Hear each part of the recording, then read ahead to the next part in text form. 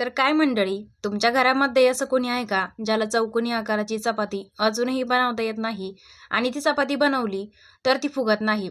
आज आपण तेलाचा वापर न करता बिना तेलाची चपाती बनवत आहोत. म्हणजे तेलचा वापर न करता चपाती कशी फुगवायची ती पण चौकोनी आकाराची ते पाहूया. यासाठी मी इथं चपातीचं कणिक घेतलंय. संपूर्ण चपाती अशी पोळपाटावरती गरागरा लाटून घेतली. त्यानंतर ही चपाती जी लाटून घेतली ना, त्या चपातीची खालची बाजू, वरची बाजू आणि उजवी बाजू डावी बाजू अशी याच्यावरती टाकून घेतली. त्यानंतर चौकोनी आकार तयार झाला. आता कोरडं पीठ लावायचं फक्त आणि त्यानंतर चौकोनी आकार तयार झाला. जशी आहे तशी चौकोनी आकारामध्ये गरागरा पूर्ण लाटण्याने लाटून घेतली. त्यानंतर आता ह्या चपातीला आपण भाजून घेऊया. यासाठी तवा तापलेला होता, तव्यावरती ही टाकून घेतली.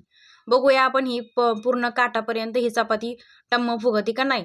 आणि हिला आपण आता तेल नंतर लावूया, पण आधी ही फुगते की नाही ते बघूया. तर अशी ही चपाती तुम्ही घरातल्या कोणत्या व्यक्तीसाठी बनवताल हे मला